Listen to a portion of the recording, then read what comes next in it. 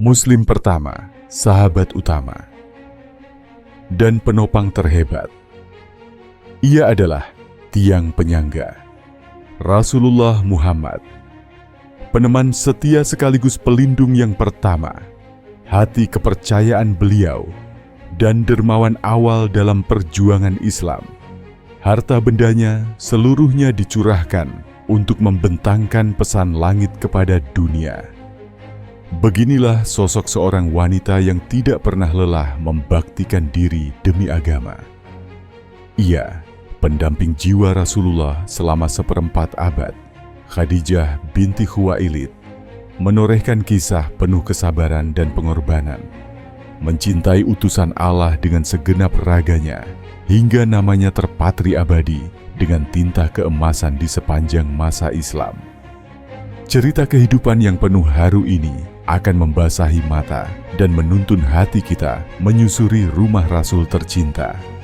Tapi sebelum kisah ini bergulir lebih jauh, kami mengundang dukungan tulus dari Anda semua. Bagikan kisah ini, tinggalkan komentar, dan jadilah bagian perjalanan ini dengan berlangganan saluran kami.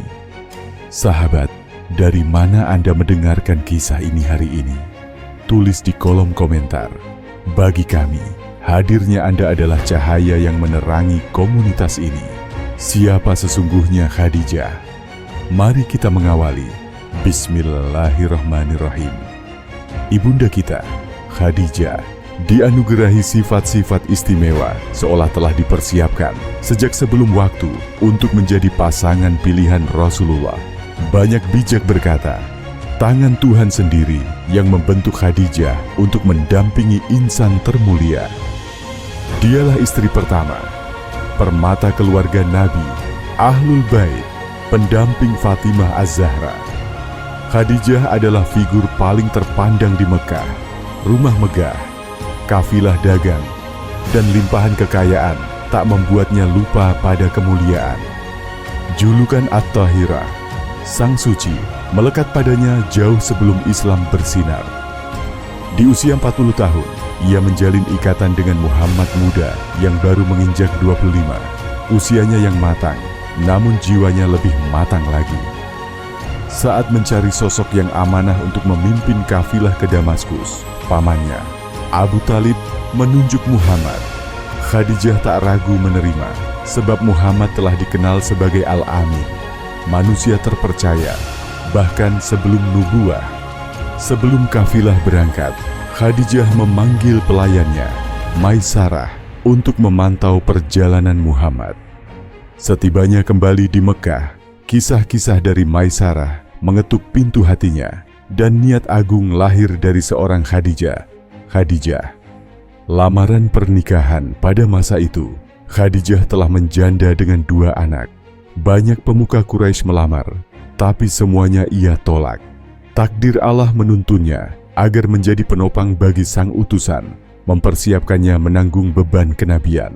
Melalui sahabat terdekatnya, Nafisah bint Munyah, Khadijah mengutus risalah lamaran. Wahai Muhammad, adakah sesuatu yang menghalangimu untuk menikah? Aku tak memiliki bekal secukupnya untuk membina rumah tangga. Bagaimana jika engkau dilamar seorang wanita yang memiliki kecukupan, paras menawan, silsilah mulia, dan sepenuh kecocokan? Apakah engkau akan menerima? Siapakah dia? Khadijah binti Khuwailid. Mungkinkah itu terjadi? Serahkan saja semua padaku. Jika semua telah ada jalannya, aku menerima. Maka diadakan walimah sederhana di kediaman Khadijah. Pelaksanaan berlangsung sebagaimana adat. Paman Rasul, Abu Talib, berdiri dan berkata, segala puji bagi Allah yang mengangkat kami dari keturunan Ibrahim, darah para pemuka, akar keluarga Ma'ad dan Mudar. Ia memuji keunggulan Muhammad. Tak ada pemuda Quraisy yang setara dalam kemuliaan, hikmah, ataupun kesucian. Harta bukanlah ukuran. Itu hanyalah bayang-bayang fana. Tapi martabat Muhammad akan meninggi dari hari ke hari. Sungguh, ia melamar putri Anda dengan mahar 20 ekor unta. 2 insan suci disatukan dalam rumah tangga. taman surga yang dipenuhi 6 buah hati. Qasim, Zainab, Ruqayyah, Ummu Kultsum, Fatimah, dan Abdullah. Qasim, anak laki-laki pertama mereka, berpulang di usia belia. Zainab pun diberi nama bermakna perhiasan ayahnya. Sebagai penolakan Nabi atas budaya kelam yang membenci kelahiran perempuan, inilah gugatan abadi. Putri adalah keindahan keluarga. Selama 25 tahun Rasulullah hanya bersama Khadijah.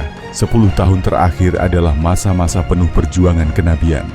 Di antara hantaman kaum kafir, Khadijahlah bahu yang tiada henti menopang, pelipur duka dalam setiap ujian.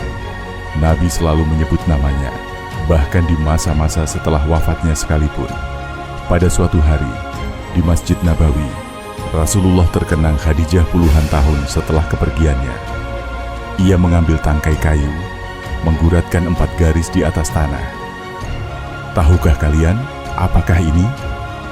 Para sahabat menjawab penuh hormat, Allah dan Rasulnya lebih mengetahui. Nabi menuturkan, 4 penghuni surga terbaik, Maryam binti Imran, Asiyah istri Firaun, Fatimah binti Muhammad, dan Khadijah binti Khuwailid. Mendengar nama Khadijah saja, mata beliau basah menahan rindu. Saat Mekah dibebaskan, orang bertanya di mana Rasul ingin bermalam. Beliau menjawab, adakah rumah yang tersisa untuk kami? Kemudian ia memerintahkan agar kemahnya didirikan di samping makam Khadijah. Selama hampir 2 minggu, beliau tinggal di sana sebelum berangkat ke Hunain. Dalam sunyi, Rasul seolah menyampaikan, di masa paling berat, keteladananmu, wahai Khadijah, jadi penopang umatku. Kesetiaanmu, ketulusanmu, tak tergantikan. Jika menetap di Mekah, disinilah aku ingin menetap. Di sisimu, duhai belahan jiwa. Rasa cemburu. Aisyah istri Rasul lainnya, Aisyah, meski tak pernah hidup sezaman dengan Khadijah, jujur mengakui, dialah yang paling membuatnya merasa cemburu. Suatu hari ketika seorang perempuan tua datang berkunjung, Nabi segera menyiapkan tempat duduk khusus dan menerima sang tamu dengan hangat. Melihat semua itu, Aisyah bertanya penuh keingintahuan, siapakah dia? Rasul menjawab, dia sahabat Khadijah. Kami mengenang masa-masa lampau. Detik itulah Aisyah mengerti, ada cinta yang abadi, begitu lembut namun membara. Saat ia berkata, wahai Rasul, tidakkah Allah memberimu wanita yang lebih baik darinya? Rasul menimpali sendu. Saat manusia lain memusuhi, ia percaya padaku. Tatkala semua menahan hartanya, Khadijah mengorbankan segalanya bagiku. Ketika aku sendiri dan rapuh, hanya ia yang menjadi pelipur dan sandaran. Tiada wanita lebih baik darinya, wahai Aisyah. Khadijah, sejak sebelum menikah, telah menaruh kekaguman mendalam pada kepribadian Muhammad Al-Amin. Ia sampaikan minatnya melalui tangan Maisarah. Keindahan akhlak Rasul membuat Khadijah tertegun. Wajahnya bersinar melebihi siapapun di muka bumi. Aisyah sendiri pernah berkata, andaikan para wanita yang memandang Yusuf tahu keelokan Nabi, pasti mereka melukai dada sendiri karena tak sanggup menahan pesona itu. Tapi karakter Nabi bahkan jauh lebih agung daripada penampilan beliau. Itulah yang meninggalkan bekas mendalam dalam diri Khadijah. Sebagai pedagang sukses, kaya, bermartabat, matang, Khadijah menolak semua pinangan hingga memilih Muhammad yang bersih dan bercahaya. Meski telah memiliki 3 anak dari 2 pernikahan yang lalu, keagungan hati Khadijah menawan Muhammad. Seperti Hajar, ibu para nabi, ia digelari At-Tahirah karena kehormatan dan ketulusannya. Rumah tangga Khadijah Muhammad menjadi pelita seluruh keluarga suci Nabi, Ahlul Bait, dan keturunannya kelak.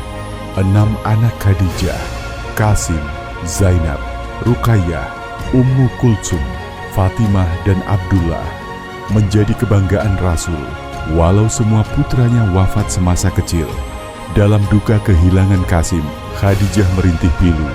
Seandainya Qasim melalui masa sapi, agar ASI ini tidak tertahan, Nabi menenangkan, "Jangan berduka, wahai Khadijah, Qasim kini disusui di surga." Air matanya tak bisa berhenti. Aku ibunya, aku yang seharusnya menyusuinya. Hati Nabi ikut perih melihat derita istrinya. Di antara suara pilu Khadijah, beliau menawarkan, "Maukah kau kubawakan Qasim agar bisa menyusu kepadamu di surga?" Namun Khadijah, dalam iman yang menggetarkan, menolak. "Cukuplah ucapanmu ya Rasulullah. Aku percaya, dan itu sudah cukup bagiku." Balas setia itu, Rasul tak pernah lupa. Setelah Khadijah wafat, setiap penyembelihan, daging terbaik selalu diantarkan kepada sanak saudara dan teman-teman Khadijah. Jika mendengar suara yang mengingatkan pada Khadijah, beliau bergegas, kata cinta dan air mata bercampur rindu, bahkan puluhan tahun setelah kepergiannya. Setelah penaklukan Mekah, meski rumah-rumah terbuka hendak menyambutnya, Rasul memilih mendirikan tenda di dekat pemakaman Khadijah. Jika durasi pernikahan Nabi dijumlahkan mencapai 38 tahun, 25 diantaranya dilalui bersama Khadijah, tanpa istri lain. Sepeninggalnya, beliau menjanda 2 tahun lamanya, karena begitu beratnya perpisahan itu. Disitulah, wahyu pertama sering turun, di rumah yang diterangi zikir dan lantunan ayat-ayat ilahi. Pelukan wahyu, bayangkan, sebuah rumah yang menjadi wadah turun wahyu, rumah yang ditaburi kecukupan, kedamaian, dan semburat bahagia di setiap sudutnya. Tidak heran, sebab pondasi keluarga ini adalah cinta yang tumbuh dari kasih dan rahmat. Badusaman Said Nosi pernah menulis, "Kasih sayang lebih tajam dari cinta. Cinta menyala membakar lalu padam, namun kasih yang hangat abadi."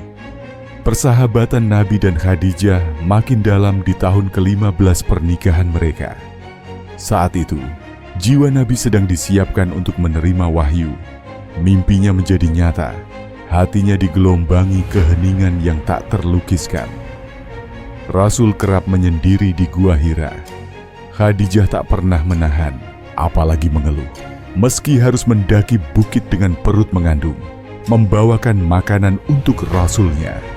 Setiap melihat Khadijah mendaki, Nabi segera turun menjemput agar ia tak terlalu lelah. Wajah-wajah mereka berseri, bertemu di lereng gunung, tempat pertemuan dua insan yang saling melegakan. Pada malam sejarah, Jibril datang membawa pesan Iqra.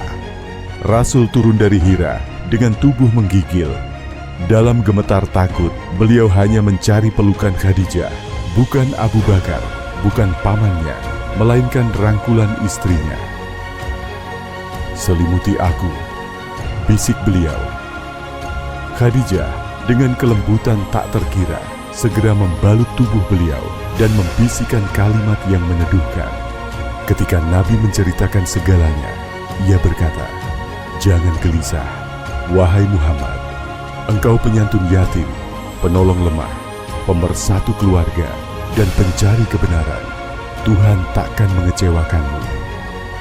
Kata-kata Khadijah serupa dengan keimanan Hajar ketika ditinggalkan Ibrahim di tengah padang tandus. "Apakah ini perintah Allah?" tanya Hajar. "Ya," jawab Ibrahim menunduk pilu. Maka jawab Hajar, "Jika begitu, maka dia takkan membiarkan kami." Begitulah kekuatan keyakinan mereka. Khadijah, sang penyangga usai wahyu pertama. Khadijahlah manusia yang mengimani kenabian Muhammad. Bersama-sama mereka menemui Warqah bin Naufal, ahli kitab. "Inilah malaikat Jibril, dan engkau adalah utusan terakhir," ujar Warqah. "Andai aku diberi umur panjang untuk membantumu saat kaummu mengusirmu kelak." Dalam momentum itu, Khadijah tidak hanya mendampingi secara lahir, melainkan tegak berdiri sejajar di sisinya. Saat Nabi bersujud, saat berdiri di tengah malam sendirian, Khadijah selalu hadir menemani. Di puncak penindasan dan isolasi, Hartanya tercurah seluruhnya untuk perjuangan agama. Khadijah bukan hanya simbol keteladanan masa silam, tapi juga lentera bagi kaum wanita hingga akhir zaman. Ia ajarkan makna menjadi pejuang Islam, bukan semata berdonasi, melainkan hadir total, ikut berjuang dengan jiwa, raga, dan perhatian. Tak pernah hanya jadi penonton, ia terjun langsung menolong siapapun yang membutuhkan. Dalam kecerdasan, ia tak kalah cemerlang. Dari pangkuan Khadijah juga Imam Ali, pintu gerbang ilmu Nabi, tumbuh dewasa. Ali kecil diasuh Khadijah sejak usia 5 tahun demi meringankan beban Abu Thalib. Seiring Ali, ada pula Zubair bin Awam, salah satu 10 sahabat yang dijamin surga, juga mendapat sentuhan kasih sayangnya. Pernah suatu ketika, Jibril menyampaikan salam Allah kepada Khadijah lewat Nabi. Balasan Khadijah, "Salam milik Allah, salam juga bagi Jibril, dan untukmu limpahan rahmat dan keberkahan." Hanya hati tercerahkan yang bisa membalas salam ilahi dengan kedalaman jiwa seperti itu. Dalam segala tantangan, Khadijah berdiri kukuh. Rasulullah, yang hatinya penuh rahmat, selalu kembali ke pelukannya setelah dihina, disakiti, bahkan saat perjuangannya dicemooh oleh masyarakat. Allah menggambarkan Nabi sebagai rahmatan lil alamin, sebaik-baiknya pembela umat, dan Khadijah menjadi peredam luka hatinya. Di balik cinta Khadijah, itulah hati Rasul menemukan pelabuhan ketenangan. Kehilangan dan perpisahan Nabi tumbuh sebagai yatim piatu, kerap melintasi makam ibundanya dengan air mata berlinang. Siapapun yang pernah merasakan perih kehilangan tahu betapa lirihnya kesedihan itu menoreh. Belum sempat dewasa, Nabi kehilangan kakeknya, pelindung terakhir. Namun, Allah membalut kesendirian Nabi dengan kehadiran Khadijah, penawar luka yang tulus. Ketika saat perpisahan itu tiba, di ranjang sederhana sebuah kemah miskin, Rasul membopong kepala istrinya dengan tangan bergetar. Air mata menetes tanpa suara, saling memandang penuh makna. Yang satu menahan perih tertinggal, yang lain meyakinkan, "Jangan cemas, kita akan berjumpa lagi di keabadian." Bibir Nabi bergetar, "Ingatlah betapa megah hartamu dulu, dan kini kita hanya beralaskan tikar di tenda. Aku tak mampu memberi kenyamanan yang layak." Namun Khadijah hanya tersenyum. "Engkau telah memberiku segalanya, kebahagiaan tak terhingga." Harta, rumah megah, seluruh hidupnya ia baktikan di jalan Islam. Seperti ucapan Jibril pada hari-hari terakhir Khadijah, "Wahai Rasulullah, sampaikan salam Tuhanmu kepadanya." Setelah wafatnya, Jibril pun menurunkan kabar bahagia. Allah menyiapkan istana dari mutiara di surga, tanpa lelah, tanpa duka, untuk Khadijah. Sungguh, surga bukanlah hadiah yang murah. Khadijah rela menukar gemerlap dunia demi kebahagiaan abadi. Ia berdiri sebagai pasukan tak terlihat di balik sejarah, menopang Rasul dan menenangkan hati terlelah di seluruh dunia. Namun semua yang indah pasti dibatasi waktu. Takdir akhirnya mempertemukan Khadijah dengan panggilan Rabb-Nya. Tahun diwafatkannya dikenang umat sebagai tahun kesedihan, karena duka mendalam menyelimuti Rasul sampai akhir hayat. Setiap kali nama Khadijah disebut, air mata kerinduan turun membasahi pipi manusia termulia. Sahabat, sebelum kisah ini pamit, mohon kiranya Anda menyebarkan, menulis komentar, dan menjadi perantara agar warisan Khadijah menjangkau lebih banyak hati. Berikan dukungan dengan kehangatan, berlangganan, berbagi, dan tetap hadir bersama kami dalam perjalanan spiritual yang abadi ini.